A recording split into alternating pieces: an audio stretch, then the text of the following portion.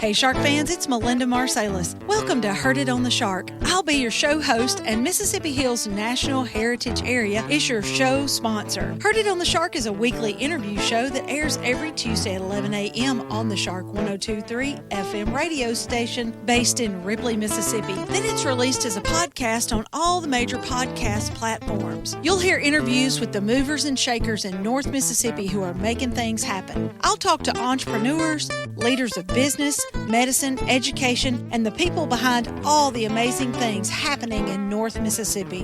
When people ask you, how did you know about that? You'll say, I heard it on the Shark. Heard It on the Shark is brought to you by the Mississippi Hills National Heritage Area. We want you to get out and discover the historic, cultural, natural, scenic, and recreational treasures of the Mississippi Hills that are right in your backyard. And of course, we want you to take the Shark 102.3 FM along for the ride.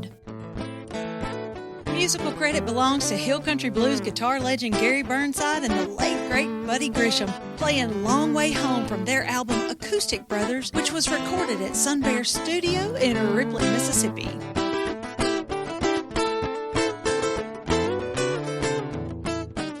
This program was recorded at Sun Bear Studio in Ripley, Mississippi. Hey Shark fans, it's Melinda with another episode of Heard It on the Shark. And today in Sun Bear Studio, I have with me a Pine Grove senior, Mikayla Chapman. Now last year, Mikayla came to me, her career coach thought that it would be good for her to have some time in a studio because she was thinking about doing, what was it, broadcast engineering? Sound engineering. Sound engineering. And so this in Ripley was the closest that she could come to something like that. So she came in and shadowed for just a day and we got to know each other. And then just recently, Mikayla reached out and let me know that she has received this amazing scholarship that she's worked really hard for. And I said, oh, Mikayla, please come in and interview with me about this scholarship because I feel like other children, other seniors, juniors might want to reach for the stars like you have and try to get this scholarship. So first of all, Mikayla, thanks for coming in. Thank you for having me. It was a long,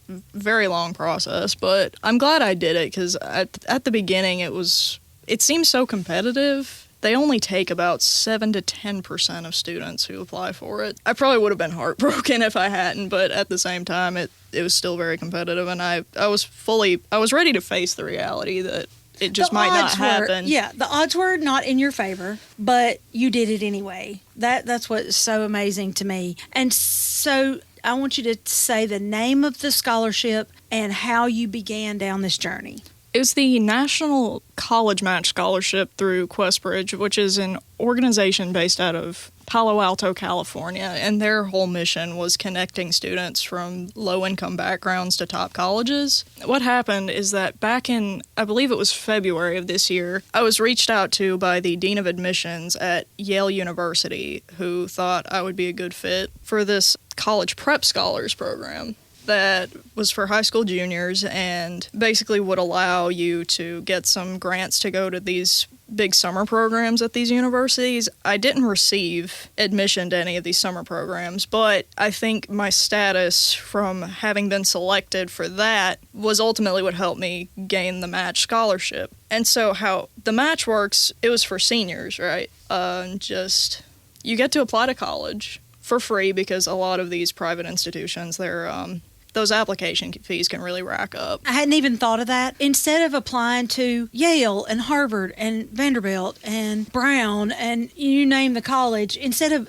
separate applications, this is a one-stop shop. You apply one time and it goes to all these different really Ivy League level schools. Basically, yeah. There's 52 colleges in the network that you can apply to. It's basically all of the big ones except for Harvard. I think they're not part of it. How it works, you have your main scholarship and you turn it in, I think, during September. After that, you find out in October whether or not you've been selected as a finalist. And from that point, you might have some supplemental writings to do for each of the colleges that you ranked, because it's a ranking system. So whichever colleges you want to go to first, you put that at the top, and then it just goes down, and you can rank up to 12. These colleges are all way out of reach for a regular person to pay for and to even try to get accepted to, right? I mean, they're not you don't just go there. You have to be really exceptional to get together, and then it costs a lot of money. You ranked the schools as in your top choice and so on? Yeah, so I put Vanderbilt as my top, and then from there it was Johns Hopkins, Yale, Duke, Rice, and Notre Dame in that order. If you get matched to the school, you're admitted early decision, full 4-year scholarship, which covers full tuition, housing, food, and you even get like a travel and a book stipend as well. And it pays for absolutely everything, and it adjusts as the cost goes up if that happens. I didn't get matched to my first choice. Vanderbilt was your dream. Vanderbilt, of course, is in Nashville, and that was your dream, but where did you get matched? I got matched to Rice University in Houston, Texas, and is the place where John F. Kennedy gave his famous "We Choose to Go to the Moon" speech, and they were the first college to have a space training program. So basically the entire space race in the 60s kind of started there. So not that bad of a choice for you there, Mikayla, right? It's not, and I'm very excited because Rice is known for their natural science programs, and I'm currently wanting to study neuroscience and go to med school, which, of course, Rice does not have a medical program or school. They don't even have a pre-med major, but it doesn't really matter when you're applying to med school what your major is. But do they have a good acceptance rate? Their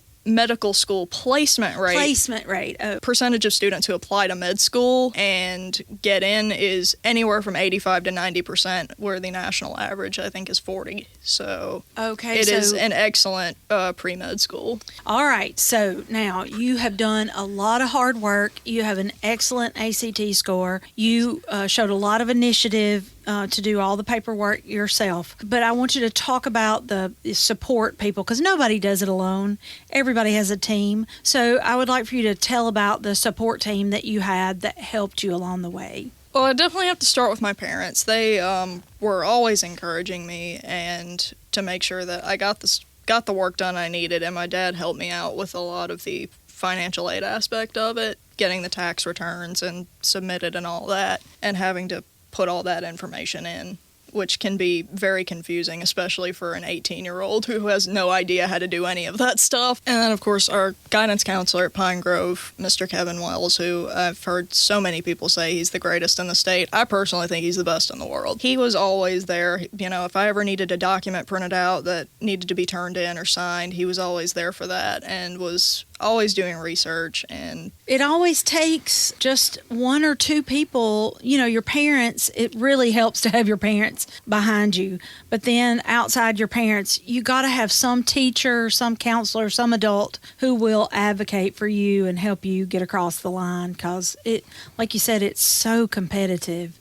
Well, I'm very proud of you, and I'm really grateful that you took the time to come up here and tell other students how they can follow in your footsteps. It's a lot of hard work, but it has certainly paid off for you, and I hope you'll come back and let me know how you're doing next year. I definitely will whenever I get the chance. It's going to be a lot of driving, probably. That's right. Unless I have to go by plane. You may have to do a call-in interview next time. Okay, thank you so much for coming in to talk. Thank you for having me, Miss Marsalis. Okay, Shark fans, that's it for this edition of Heard It on the Shark. Tune in every Tuesday at 11 a.m. to find out what's happening with our local community leaders. If you have a question, comment, or suggestion for an interview, or you want access to this interview, go to our website, shark1023.com, and click on the interview tab. Keep it tuned to the Shark 1023 and have a great rest of the day. The Mississippi Hills National Heritage Area was established by the United States Congress in 2009 and represents a distinctive cultural landscape shaped by the dynamic intersection of Appalachian and Delta cultures. This intersection has produced a powerful concentration of nationally significant cultural icons, including King of Rock and Roll Elvis Presley, First Lady of Country Music Tammy Wynette, blues legend Howlin Wolf, civil rights icons Ida B. Wells-Barnett and James Meredith, America's favorite playwright Tennessee Williams, and Nobel-Laureate William Faulkner. The stories of the Mississippi Hills are many and powerful, from music and literature to Native American and African American heritage to the Civil War. The Mississippi Hills National Heritage Area supports the local institutions that preserve and share Northeast Mississippi's rich heritage.